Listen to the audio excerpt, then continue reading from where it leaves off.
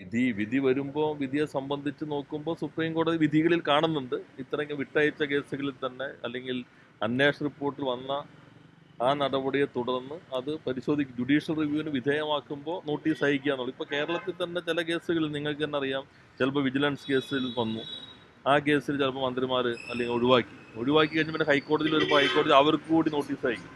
അപ്പോൾ നോട്ടീസ് അയച്ച് നിങ്ങൾ തന്നെ പലരും പല വാർത്തയാക്കിയിട്ടുണ്ട്. അത് സാധാരണ നടപടിക്രമമായിട്ടാണ് വരാറുള്ളത്. പ്രതിപക്ഷം ആരോപിക്കുന്നത് മന്ത്രി ഭരണഘടന വിഷയമായതിനാൽ ധാർമ്മികതയുടെ വിഷയം നേരത്തെ തന്നെ ഉയർന്നു വന്നതാണ്. അപ്പോൾ ഈ ഭരണഘടനയെ തൊട്ട് സത്യം ചെയ്ത് മന്ത്രിയാകുന്ന ഒരാൾ അതിനെ ആക്ഷേപിച്ചു എന്നതാണ്. അത് ഭരണഘടനാപരമായി തന്നെ അദ്ദേഹത്തിന്റെ അവകാശമാണല്ലോ പറഞ്ഞു, പ്രതിപക്ഷത്തിന് എപ്പോഴുള്ള ആവശ്യമാണല്ലോ.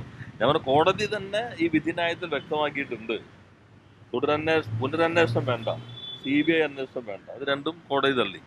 തുടരന്വേഷണമാകാം, തുടരന്വേഷണം ആകുമ്പോൾ മന്ത്രി ആയതുകൊണ്ടാണ് ഇന്നാൾ വേണം, മന്ത്രി ആയതുകൊണ്ട് സ്ഥാനത്തിരുന്ന് തന്നെ അന്വേഷണം നടത്താന്നാണല്ലോ എൻ്റെ കോടതിയുടെ എൻ്റെ വ്യാഖ്യാനം. അപ്പോൾ അത് ആ ഭാഗം വ്യക്തമാണ്. അല്ല, അവരുടെ ഒരു ഉത്തരവാദിത്തമാണല്ലോ, ഒരു ജോലി അതല്ലേ രാജി ആവശ്യപ്പെടുക എന്നുള്ളത്. കോൺഗ്രസ് മാർച്ച് ഇപ്പോൾ ആലപ്പുഴ വലിയ മാർച്ചാണ്, രാജി ആവശ്യപ്പെടും. പ്രതിപക്ഷം വീണ്ടും തെരുവിലേക്ക് ഇറങ്ങിയാണ് രാജി ആവശ്യപ്പെടുന്നത്. അവരുടെ ഒരു ജോലി അതാണല്ലോ. പക്ഷെ നിയമപരമായിട്ടുള്ള വശമാണ് ഞാൻ സൂചിപ്പിച്ചത്. വളരെ കൃത്യമായി തന്നെ ഹൈക്കോടതി വിധി വ്യക്തമാക്കിയിട്ടുണ്ട്.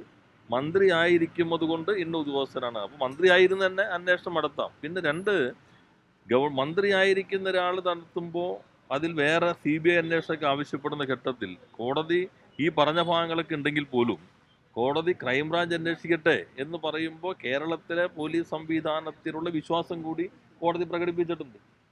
അത് ഈ പറഞ്ഞ പ്രശ്നം സജി ചെറിയാൻ അവകാശപ്പെട്ടതാണ്, അദ്ദേഹത്തിന്റെ കേൾക്കണമെന്നുള്ള അദ്ദേഹത്തിന്റെ ഒരു നാച്ചുറൽ ജസ്റ്റിസിന്റെ ഭാഗമാണ്. പക്ഷെ ഗവൺമെന്റിനെ സംബന്ധിച്ച് നോക്കുമ്പോൾ അന്വേഷണത്തെ സംബന്ധിച്ച് കോടതി പറഞ്ഞിരിക്കുന്നത് മന്ത്രിയായി തുടരുന്നത് കൊണ്ട് മന്ത്രിയാണ്, അതുകൊണ്ട് ഇന്നാളാണ് അന്വേഷിക്കേണ്ടത്. അപ്പോൾ അത് വ്യക്തമാണ്.